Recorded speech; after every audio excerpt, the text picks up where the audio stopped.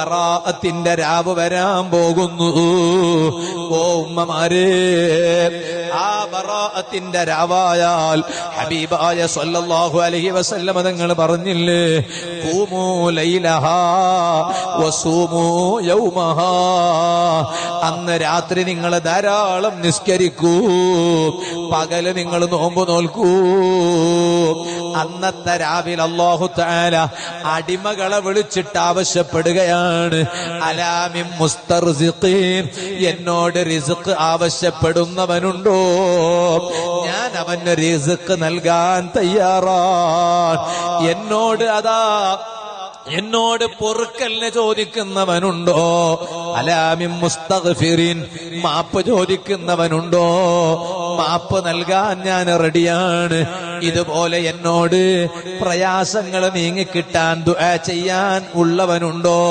അവന്റെ പ്രയാസം നീക്കിത്തരാൻ ഞാൻ റെഡിയാണ്. ഇമാം ശാഫഈ റളിയല്ലാഹു അൻഹു ബറാഅത്തിന്റെ രാവ് ദുആക്ക് ഇജാബത്തുള്ള രാവാണ് എന്ന് പറഞ്ഞത് വെറുതെയല്ല. ആ രാവിൽ നന്നായി ദുആ ചെയ്യാൻ സമയം കണ്ടെത്തണോ? പതിവ് പോലെ 3 യാസീൻ ഓതുന്ന സ്വഭാവം മഗ്രിബിന് ശേഷം അതേ 3 യാസീൻ ഓതണം, സൂറത്തു ദുഖാൻ ഓതണം. എന്നിട്ടോ റബ്ബിനോട് ദുആ ചെയ്യണം. കാരണം ആ രാവിനെ കുറിച്ച് ഖുർആൻ പറഞ്ഞത് എന്താണ്? അതേ മഹാന്മാരായ പണ്ഡിതന്മാർ അഭിപ്രായം പറഞ്ഞില്ലേ, ഫീഹാ യുഫറഖു കുല്ലു അംറിൻ ഹകീം. ഓ ചെറുപ്പക്കാരാ, എന്നും രാത്രി നീ ടെറഫിൽ പോയി കളിക്കുന്നവനാണല്ലോ, ആ ബറാഅത്തിന്റെ രാവിലെങ്കിലും ടെറഫിലെ കളി ഒന്ന് നിർത്തണം മോനെ. ഓ വാല കേൾക്കുന്ന പെങ്ങള്, എന്നും കൈവെള്ളയിലെ മൊബൈൽ നോക്കിയിട്ട് കിടക്കുകയല്ലേ? ബറാഅത്തിന്റെ രാവിലെങ്കിലും മൊബൈൽ ഒന്ന് മാറ്റി വെക്കണം മോള്. കാരണം ബറാഅത്തിന്റെ രാവ് അതേ 1 വർഷത്തേക്കുള്ള നിന്റെ അവധി നിശ്ചയിക്കുന്ന രാവാണ്. നിന്റെ റിസ്ക് തീരുമാനിക്കപ്പെടുന്ന രാവാണ്. നിനക്ക് ആരോഗ്യം വേണോ രോഗം വേണോ തീരുമാനിക്കപ്പെടുന്ന രാവാണ്. അടുത്ത വർഷത്തിനിടയിൽ നീ മരിക്കണോ അല്ല അടുത്ത വർഷം വരെ ജീവിച്ചിരിക്കണോ തീരുമാനിക്കപ്പെടുന്ന രാവാണ്. അപ്പൊ പിന്നെ ലൈലത്തുൽ ഖദറിലാണോ ബറാഅത്തിന്റെ രാവിലാണോ?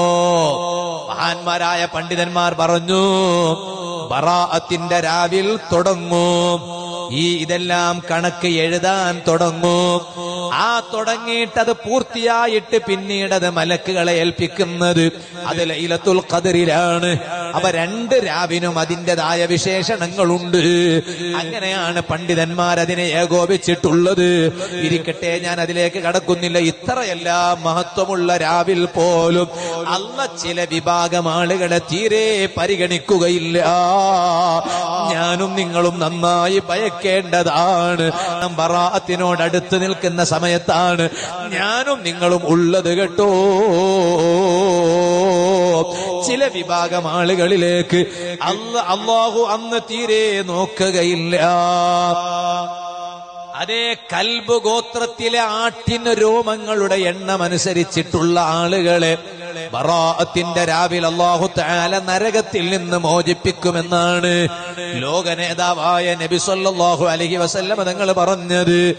അത്രയും നല്ല മഹത്വമേറിയ രാവിൽ പോലും അല്ലാഹു തആല ചില ആളുകളിലേക്ക് തീരെ നോക്കുകയില്ല.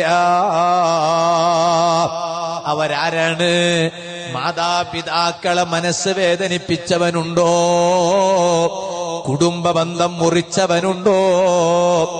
അതുപോലെയുള്ളവരിലേക്ക് അല്ലാഹു തആല അന്നും അവരിലേക്ക് നോക്കില്ല. അതുകൊണ്ട് ബറാഅത്തിന്റെ മുന്നോടിയായി എല്ലാ മക്കളോട് ഞാൻ പറയാണ്, ഓ ജീവിതത്തിൽ സ്വൽപ്പമെങ്കിലും ഉമ്മാനോട് പിണങ്ങിയവരുണ്ടാകും, ബാപ്പാനോട് പിണങ്ങിയവരുണ്ടാകും. ഉമ്മാനെ വേദനിപ്പിക്കണോന്നല്ല, ബാപ്പാനെ വേദനിപ്പിക്കണോന്നല്ല. ചിലപ്പോ ടെൻഷനായ സമയത്ത് ഉമ്മാനോട് ഒന്ന് ഉയർന്ന ശബ്ദത്തിൽ സംസാരിച്ചിട്ടുണ്ടാകും, ബാപ്പാക്കൊരു കുത്തുവാക്ക് പറഞ്ഞിട്ടുണ്ടാകും. അത് ഉമ്മാനോടുള്ള ബഹുമാനമില്ലാഞ്ഞിട്ടല്ല, ബാപ്പാനോടുള്ള ബഹുമാനമില്ലാഞ്ഞിട്ടല്ല. ചിലപ്പോ ടെൻഷൻ അങ്ങ് കൂടിയപ്പോൾ അതേ ഒച്ച വെച്ചിട്ട് ഉമ്മാനോട് ബഹളം വെച്ചിട്ട് സംസാരിച്ചിട്ടുണ്ടാകും. ബാപ്പാക്കൊരു കുത്തുവാക്ക് പറഞ്ഞിട്ടുണ്ടാകും. അതുകൊണ്ട് എല്ലാ മക്കളോടും ഞാൻ പറയാണ്, ബറാഅത്ത് വരാൻ പോവാണ്. ഈ വരുന്ന 2-ാം തീയതി പകൽ കഴിഞ്ഞിട്ടുള്ള രാത്രി. അതിനു മുമ്പ് തന്നെ ഒന്ന് ഉമ്മാന്റെ കൈ പിടിക്കണേ, ഉമ്മാനെ അടുത്തിരുത്തണോ. എന്റെ പെങ്ങന്മാരെ കേൾക്കുന്നുണ്ടല്ലോ, എന്റെ വാല കേൾക്കുന്ന പെങ്ങന്മാരോട് പറയട്ടെ, പലപ്പോഴും നീ കോളേജിലേക്ക് പഠിക്കാൻ പോകുമ്പോ നിന്റെ തലയൊന്ന് ശരിക്കും മറക്കാൻ വേണ്ടി ചിലപ്പോ ഉമ്മ നിന്നോട് പറഞ്ഞിട്ടുണ്ടാകും. അത് നിനക്ക് കിരികിരിയായിട്ട് തോന്നിയിട്ടുണ്ടാകും. അപ്പൊ നീ ചിലപ്പോ ഒരു വാക്ക് ഉമ്മാക്ക് പറഞ്ഞിട്ടുണ്ടാകും. എന്താണ് ഈ ഉമ്മ വല്ലാത്തൊരു കിരികിരിയല്ലേ, ഈ ഉമ്മ ഉണ്ടായത് കൊണ്ട് ഞാനങ്ങ് കുടുങ്ങിപ്പോയി എന്ന വാക്ക് പോലും ചിലപ്പോൾ ടെൻഷനായിട്ട് നീ പറഞ്ഞിട്ടുണ്ടാകും. അത് ഉമ്മാന്റെ മനസ്സിനെ വല്ലാതെ വേദനിപ്പിച്ചിട്ടുണ്ടാകും.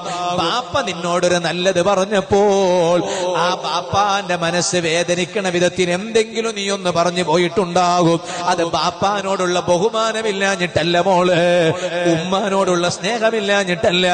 ഖറാഅത്തിന്റെ മുമ്പായിട്ട് ബാപ്പാനെ ഉമ്മാനെ നിങ്ങൾ അടുത്തിരുത്തണം. വീട്ടിലുള്ള മക്കളെല്ലാരും അടുത്തിരുത്തണം. ആ ഉമ്മാനോട് പൊറുക്കലിന് ചോദിക്കണം, ബാപ്പാനോട് പൊറുക്കലിന് ചോദിക്കണം. അതിന് ബറാഅത്തിന്റെ രാവ് ഉദിക്കാൻ നീട്ടിവെക്കണ്ട, നന്നായി ഉണരണം. കുടുംബ ബന്ധം കുടുംബത്തോട് പിണങ്ങിയവരാണോ ഒന്ന് പോയി യോജിപ്പിലാകണം. ഞാനിത് വെറുതെ പറയുകയല്ല. അങ്ങനെ നല്ലവരായി ജീവിച്ച് ഈ വരാൻ പോകുന്ന വിശുദ്ധ റമളാനിനെ വരവേൽക്കാൻ ഒരുങ്ങണേ.